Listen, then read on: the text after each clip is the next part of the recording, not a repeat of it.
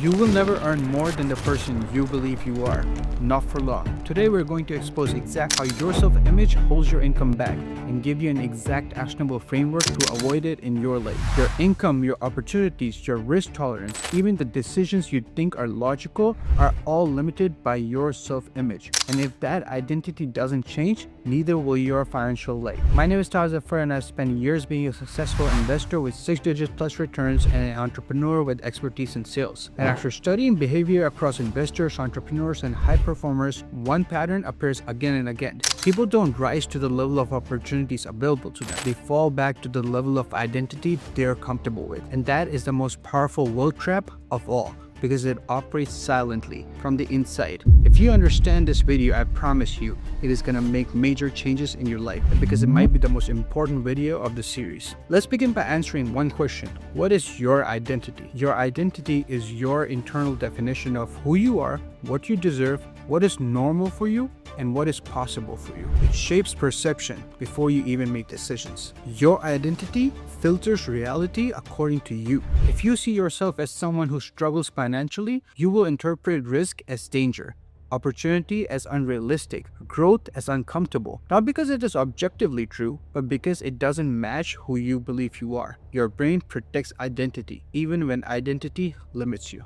Let's look at the psychological wealth loop. Remember, wealth is created with three things: belief, behavior, outcome. Let's look at belief. If you believe this is the type of life I have, this is what people like me achieve, this is what I'm capable of handling, identity sets the ceiling. This is my peak. You've set a ceiling for yourself, which leads to a behavior. Because of that identity, you avoid opportunities that feel too big. You get scared.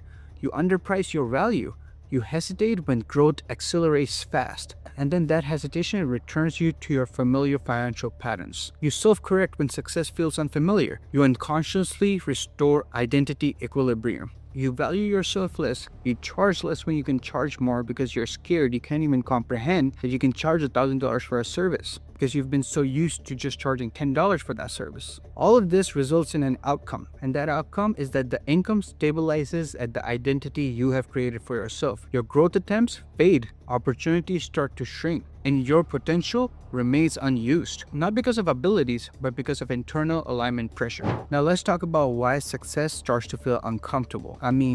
No one would intentionally hurt themselves, but here's what most people don't understand. Rapid growth creates identity tension. If success expands faster than your identity evolving, your brain experiences a psychological instability, and it tries to restore the balance by shrinking behavior back to normal. This is why people self-sabotage. This is why most lottery winners lose all of their earnings. They overspend after progress, they avoid scaling opportunities, and they return to what they were doing before they found success. Not intentionally, automatically. So you don't even realize you're doing something wrong. People think comfort zone means familiar behavior, but it's deeper than that. Comfort zone means identity consistency. Anything outside identity feels unsafe, even if it's beneficial. Your brain would rather keep a familiar struggle than accept unfamiliar expansion because predictability feels like control. Now, let's make this real.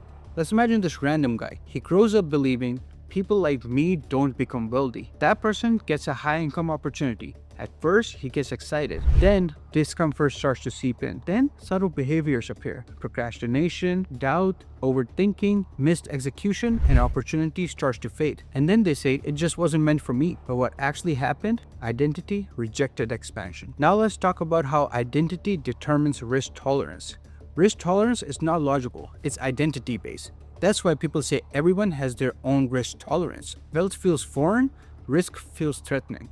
Two people see the same opportunity, one sees expansion, one sees danger. Different identities, different future. So let's talk about an actionable framework. How do you escape the identity trap? You don't force behavior first, you expand identity first. You use this system. Step 1, identify current financial identity. Ask yourself honestly, what level of wealth feels normal to me? Not desired, not imagined, normal. That is your current ceiling. Step number 2, normalize higher exposure. Expose yourself repeatedly to people with higher wealth, environments of higher performance, standards above current identity. Exposure reduces psychological threat. Familiarity rewires your normal. Step number 3, behave slightly beyond identity. That's why a lot of people say fake it until you make it. Small controlled expansions, slightly bigger decisions, slightly more responsibilities, slightly more risk. Gradual identity stretch prevents rejection. Step number 4,